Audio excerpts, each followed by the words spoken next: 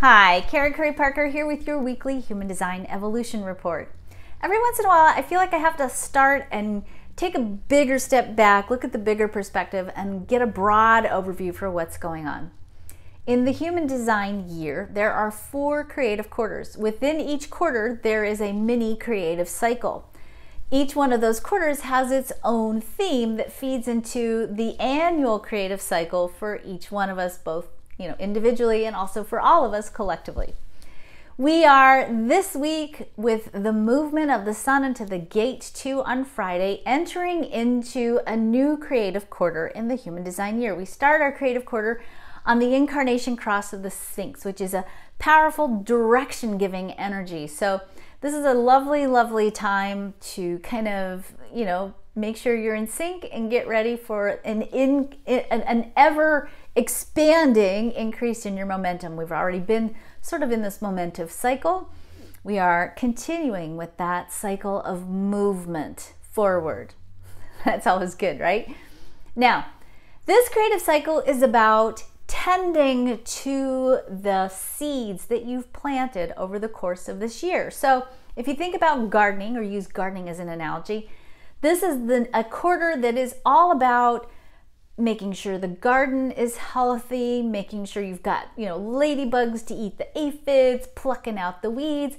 This is the time when we stay the course, we do the work, we literally put the effort into the process of growing whatever seeds we've planted. So it's definitely, pull up your sleeves and get to work kind of a quality of energy that is very grounded and very, practical, and is to a certain degree a quarter that is about doing the human part of the creative process. This is the part where our efforts are part of the payoff. And it's not just the efforts of maintaining the mindset, it's actually doing the work, right? It's Taurus energy, it's earth energy we start with, and it is, it's that human part. We got to move the mud. We certainly can harness what I would like to call magic. There's certainly a science behind the quality of magic that we can create in human form. We certainly can exceed the limitations of our perceptions and certainly exceed the limitations of our physical experience if we can expand our ability to connect to something bigger than our individual selves. But you still have to do the work. You still have to get here, be here, and do the human stuff. So we are right now with this full moon energy, this Scorpio moon energy that we are working with this week. We are looking at, first, before we move into this new quarter, the sun in the 24, the earth in the 44. We end the creative cycle with sort of a retrospective, looking at, okay, what patterns worked, what didn't, what's come before that we like, let's grow it. And this is the most important piece, we're also looking at where are we settling for or rationalizing for less than what we really want, less than what we really deserve. Are we telling ourselves stories that are keeping us smaller than what we're worthy of? And are we finding the blessings and the joys in the pain, but not staying stuck in the stories from the past? And that's really tricky and important. So the trick this week is to look at, where are you telling stories about yourself that might be holding you back? Where are you rationalizing or allowing less than what you're worthy of? Are you finding the blessings and the purpose in the journey that you've been living, experiencing, manifesting, being a part of?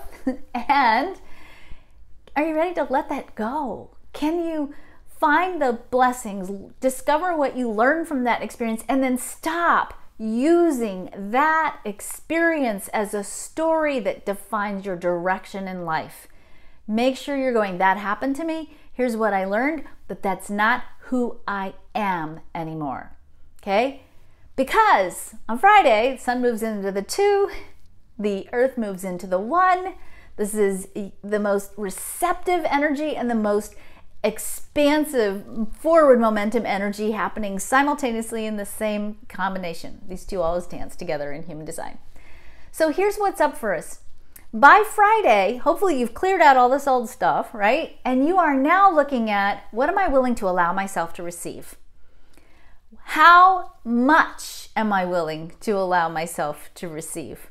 How open am I to trusting and knowing that as long as I am making my unique contribution to the world, as long as I am doing what I came here to do, being who I came here to be, do I trust that if I go full on in that expression of who I am, will I be fully supported?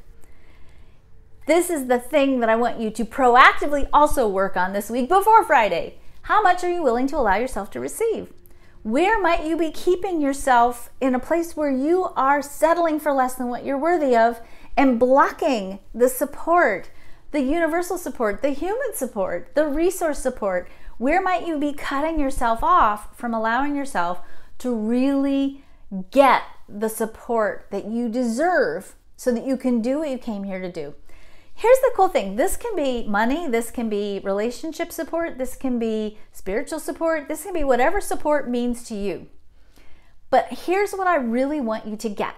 In the hardwiring of being a human being, in our human design blueprint, in the energy template for the human experience, we are designed to be fully supported, to receive everything we need, not because of any value that you have, although you are extremely valuable, not because of anything you do, it's not because your college degree, it's not because who you know. You are designed to be supported in the full expression of who you are because you exist. Because the contribution of you, the you being the canvas of your life, the artistic expression, the creative expression of you fulfilling the most juicy, delicious painting of your life, the contribution that you make by virtue of being you and the fullest expression of being you to the world is really what you're here to do. You're not here to serve necessarily as part of it. You're not here to do all kinds of funky, weird things that don't feel in alignment with you. You're not here to jam yourself into a box. You are here to be the fullest expression of the story you're living in right now, to be the fullest expression of who you truly are. You are the gift that you give to the world. You being you is the gift to the world. For you to do that, you have to learn to trust in the support that's available for you, to leave yourself open to receive that support so that you can fulfill your purpose and your destiny. That story that you're living right now, that story is part of the cosmic plan. It's part of the tapestry of who we are collectively. I want you to think about the responsibility that comes from consciously cultivating the maximization of the potential of who you are and understanding so deeply that there's a precious place that you occupy in this cosmos that no one else can, that only you can, and that place is so precious. I want you to be a steward for that place. I want you to become a soulful steward of the story of your life and to work this week on making sure that you're not settling for less than anything that's worthy of that story that you're living.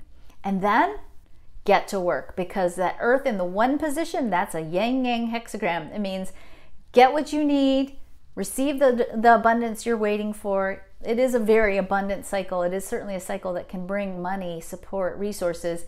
Take those resources then and use those resources in the fulfillment of your dreams, your desires, the truth of who you are, and don't settle for less than what you deserve, because you deserve everything that you need.